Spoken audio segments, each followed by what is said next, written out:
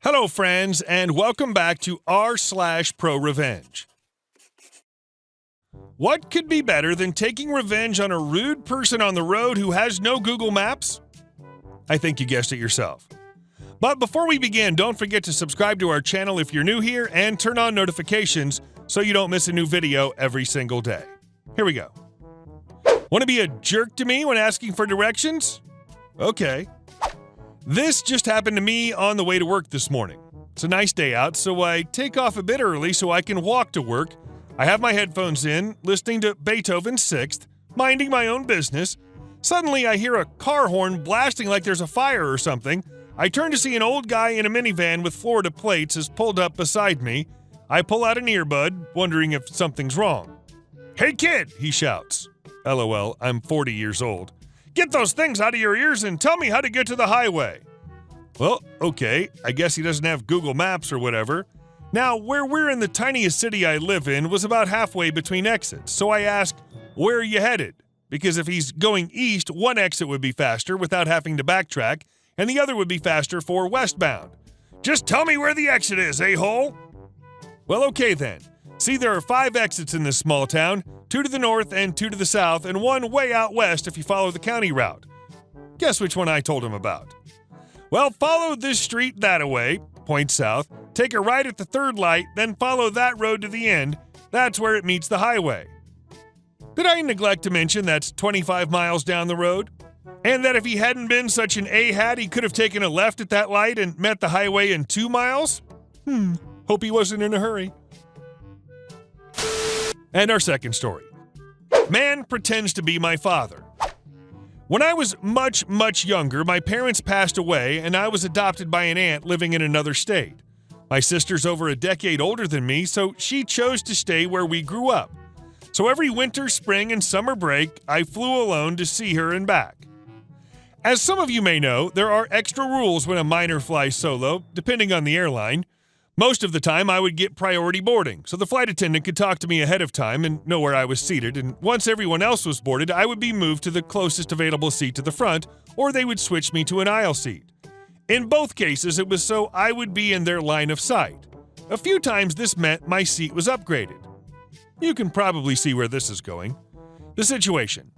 Names. Crazy man, that's the jerk in the middle seat. Lady, the wonderful person in the aisle seat. Stewardess, flight attendant. Me, the tiny child with the Game Boy. I board along with those in need of assistance, sit in my window seat, and stewardess comes over to make sure I'm not afraid and reminds me of the rules. I give her a thumbs up and don't get comfy because she said this wasn't a full flight, which means I'm definitely getting moved. Enter CM and lady, who stow their bags and sit without much fanfare. After everyone is boarded, stewardess comes up to our row and smiles at me. Now, this conversation is paraphrased simply because of how long ago this was, but CM's dumb words are ingrained in my memory, so... Stewardess, "Hey, sweetie, grab your things. We're moving you up front." Me, "Yes, ma'am." CM, "Up front? You mean business class?" Stewardess, "That's right. We need to keep a close eye on her." She winks at me because flight attendants are fantastic. Lady stands up to let us out, and then CM stands and begins grabbing his bag from the overhead compartment. He's positioned in such a way that I can't get out until he's done. Stewardess, "Sir?" And since I'm a dumb kid, I have a bright idea. Me, "Don't worry, I don't have a bag up there. Thank you."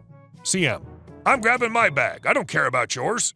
He swings his bag over his shoulder and steps forward to let me out of our row, except now he's between me and stewardess with lady standing behind me. He's staring at stewardess, waiting. She catches on. Stewardess, "Sir, I'm sorry if there was some confusion, but only the little girl is being moved up front." CM, "Why would you move my daughter away from me? What kind of airline is this?" The look of frazzled confusion on her face matched my own. She turns to me. Stewardess, "Is this man your father?" Me, "No, I don't have one of those." CM, "Don't lie! You're going to be grounded longer for lying." Turns to stewardess. She's just angry because I grounded her from her Game Boy. "Now, hurry up and show us to our seats." Stewardess, "Sir, what's your child's name?" She had learned my name during our talk earlier. He's glaring from her to me and back as if one of us is going to tell him. CM, "Bridget, of course." Stewardess, "I'm sorry, but that's not her name. I'm going to have to ask you to store your bag and sit back down, sir." "That's not fair. Why are you moving a kid to business class when I'm the one with back issues?" Stewardess: "Due to her circumstances, this is for her safety. Please sit down."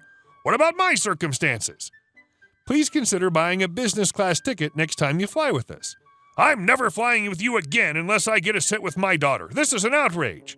"Sir, please sit down. She's not your daughter." At this point, Lady is behind me and has one of her hands resting on my shoulder for comfort and is holding me close to her legs, kind of like a hug, and the look on the stewardess's face says, "One more word from anyone and I will escalate this situation." He stores his bag and sits down in my previous window seat. CM: "I hope you don't think I won't be getting free drinks out of this. It's the least you could do." Stewardess: "Don't worry, sir. I don't think that." Turns to Lady and I: "If you both don't mind coming with me, we have 2 seats available for you." Since Lady is behind me and I'm a sobbing mess, I don't know what expression she had, but she grabs her bag and follows. I didn't look at CM either, but he was sputtering, so I think we can all imagine that. Lady also got a free drink later on in the flight, so Stewardess was full on in petty revenge mode, and it was awesome. Lady was seated in the aisle seat across from mine in business class, and the whole flight she and I played hangman and did crosswords together. Once we landed, I was actually escorted off the plane first, which was odd to me at the time because usually I was forced to be last so the flight attendant could help me without holding up the line. And then a security officer walked with me to the bagging area to meet with my sister and waited with us until we were leaving. Never saw him again, thankfully. And our last story. Now you're suspended and owe me money. So this happened my second semester dorming at my college campus. I'd met my roommate at orientation and could kind of already tell she was going to be a pain in my butt, and I was right about that. I'd planned on moving rooms to be closer to some friends the next semester, but let me get to the story that led to my revenge. On our campus, you had to pay for meals using your student ID, which had a certain amount of money on it each semester, but you could also use an app that you put your name and ID info into, and it makes it easier to pay. But the name and ID must match for it to work, which will be important later. Any funds from the fall semester would roll over into the spring, but then at the end of spring it would just expire. Because of this, and because I only ate once or twice a day, I had a ton saved up on my card. My roommate, on the other hand, did not, so I offered to pay for some of her meals from time to time in trade of her picking up the food for us, which involved her using my card twice in person, and then she'd return it.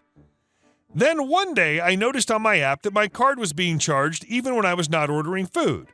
And not just a meal, like a meal for several people. This meant that whoever was ordering, I wonder who, either had to have stolen my ID card, which I had in my pocket when I got the charge, or was impersonating my info in the app, which are both big no-nos on my campus. I was quick to put 2 and 2 together and was pretty pissed. I was initially going to confront her on it, but decided to formulate a plan instead. That day, I went and ordered a second ID card for $25 to use for later. As it took a couple of weeks to get the new one, I let her charge several things to my card over a good 2 weeks for her and her friends. And she wasn't very good at hiding it either, as they would come to our dorm room and eat, while I just screenshot and sent emails to the support team of the app about the charges, knowing nothing would get done until I contacted someone in person.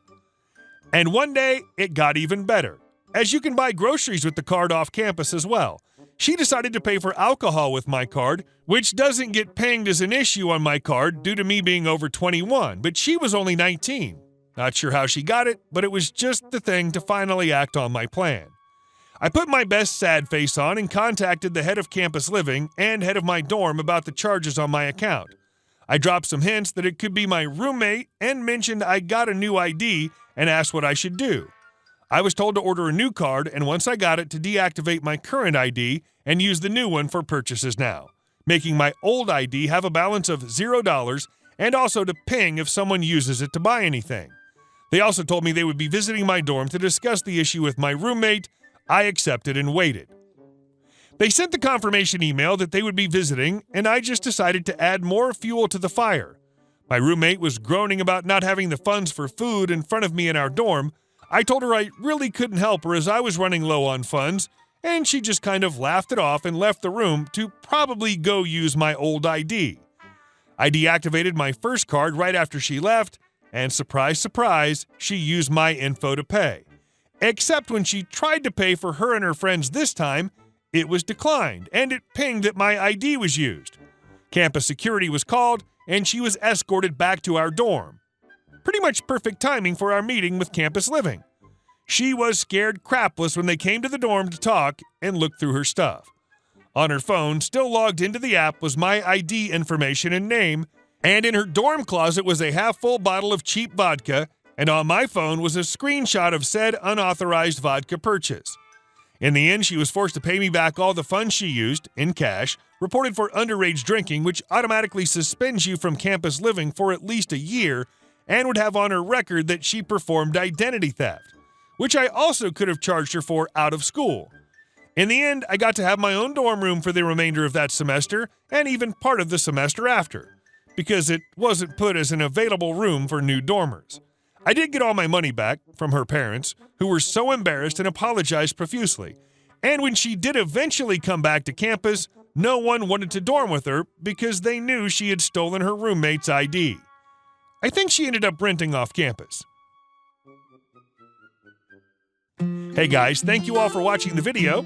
I'll see you in the next one.